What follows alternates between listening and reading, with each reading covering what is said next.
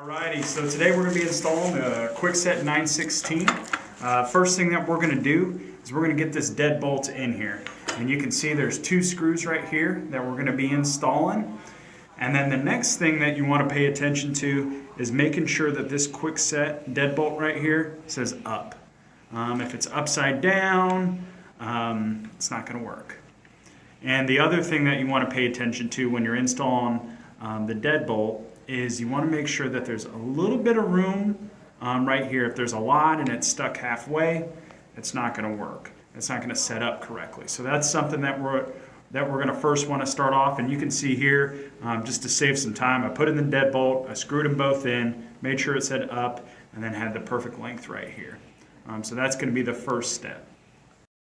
Alrighty, so the second step that we're going to do is we're going to use this piece right here that I call the skeleton piece. We're going to take that off, and you can see there's the cord right there is going to be fitting right through there. Perfect. So this will be the first piece that we'll be putting on, and we're going to just put it on just like that, where this piece right here is facing towards us. And the next step that we're going to have to do is we're going to have to find the long screws. So the long screws will be these ones right here. So I'll unbox these real quick for us. And the other part that we're going to do is we're actually going to be installing the front plate on the other side. So let me show you this.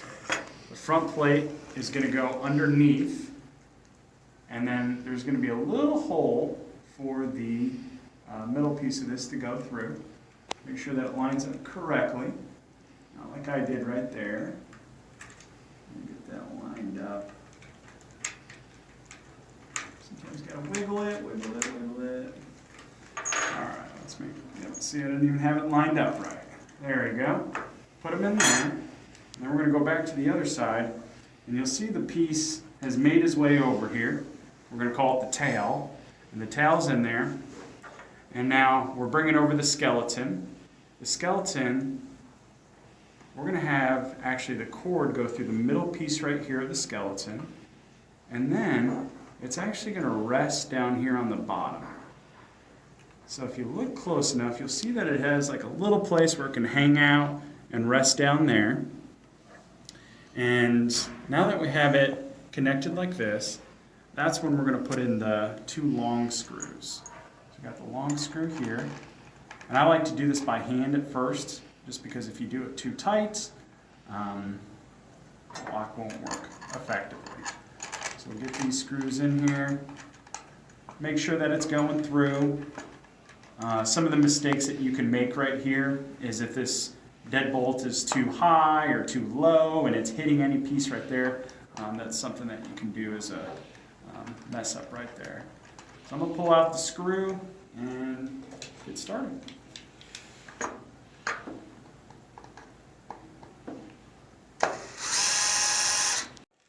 Alright, so you can see that we got both those screws in there. This piece is hanging on the bottom. We have the front plate right here, somewhat straight, but we got it connected and it's on there tight, so that's good.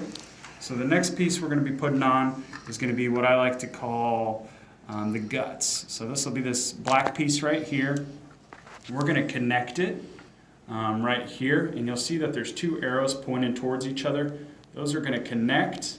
When those connect, we're going to tuck this cord in here, and then we're going to line it up with the metal piece that's coming through. So make sure that we get it on there right. And then it'll click on the side like that. And once that's set up, you can see it's on there nice and flush. If it's kind of popped off a little bit, you might have to fix the cord. But for here, it's good. And so the next step we're going to do is there's going to be 4 screws on the side. And the screws that we're going to be doing first are going to be the bottom screws. And to be able to find those screws, you're going to want to look for the pack of 2 screws. So this is the pack of 3. So we know that's going to be for the outside. But here you go. Here's the pack of 2. So we know the pack of 2 is going to be for the inside of the lock. And the reason that we know it's 2 is you only need 2 screws. Even though it shows 4 screws or 4 holes, we'll just do the 2 screws right now. So I'll screw those in.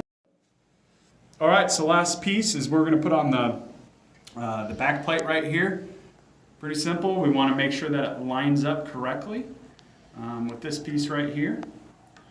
Once we get that on, all we have left is we have our 3 screws right here, and we're going to put one in right there, and one on the bottom. Now, something that they don't go over with you that is important to go over or know how to do is actually we have to what I call rehand the lock. So what that means is we actually have to teach this deadbolt which direction to go. So even though it's a smart lock, we still have to teach it which way to go. You're going to pull out this battery pack. We're going to get the batteries in here. So let's. All right, so the last step is going to be the rehanding of the lock. You're going to start off by holding this program button, which is the black button here. We're going to hold that. We're going to drop the battery pack in. We're going to count to 5. 1, 2, 3, 4, 5. It's going to beep. We're going to press the button again. And there you can see the deadbolt is moving back and forth. Sometimes it takes 10 seconds, 2 seconds. It's different every time. But this way the deadbolt is going to know which way to go. So if you have a smartphone, it'll know when it's locks and unlocks. If you hear a clicking whenever you have this set up, then you know you probably need to rehand it. If you're syncing the lock, it's going to be this A button right here. So that's the overview or the install of the 916.